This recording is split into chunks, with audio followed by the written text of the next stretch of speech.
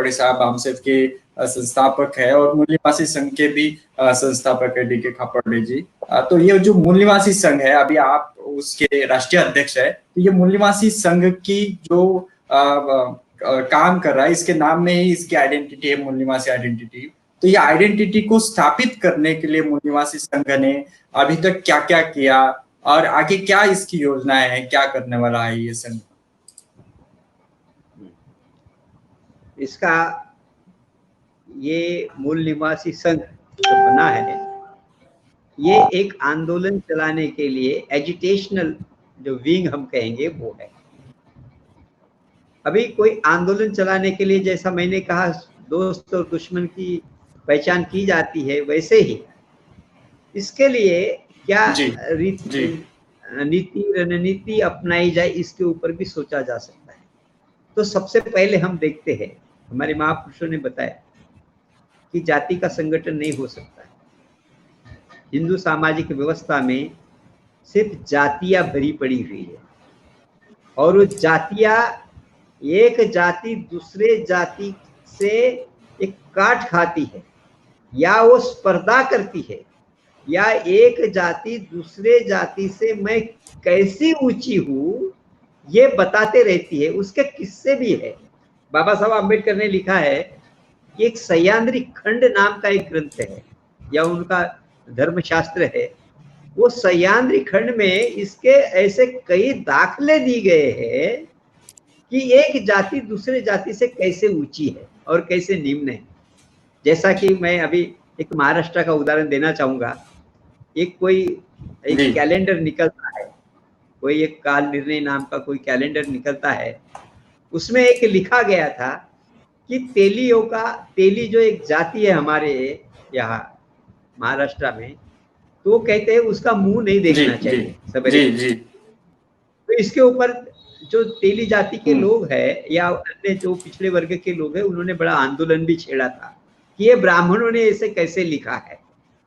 तो ये हर जातियों के बारे में ये कुछ ना कुछ उन्होंने लिखा है कि ये जाति कैसे निम्न है, तिरस्कृत कैसी है, इस जाति से कैसे घृणा करना है, इस जाति से कैसा द्वेष करना है, ये सीखा है, ये सिखाया है, लिखा भी गया है।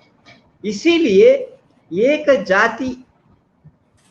जाति जो दूसरे जाति से स्पर्धा करती है, वो तो एक एक जाति का संगठन नहीं बनाया जा सकता। अभी हम क्या कर सकते हैं मूल निवासी संघ के द्वारा, कि जो जातियां है, जो कई हजारों जातियां है, ये जातियां क्या है, बाबा साहब ने एक बार कहा है, इंग्लिश कास्ट में कहा है, व्हाट इज कास्ट?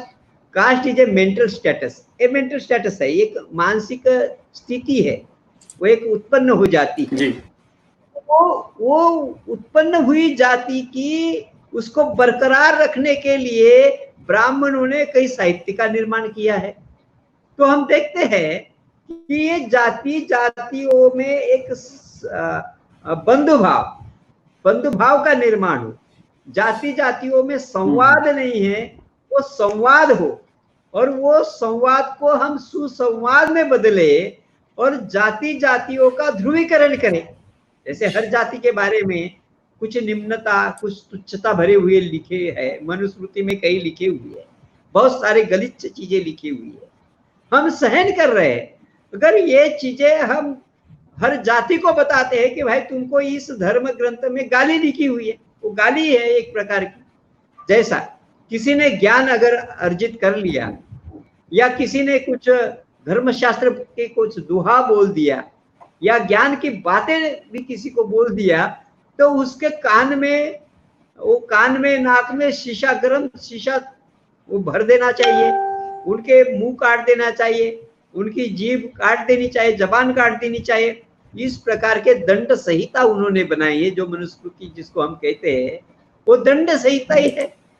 तो इस दंड संहिता के कारण हम देखते हैं तो हर जाति की जो पहचान है वो घृणात्मक है।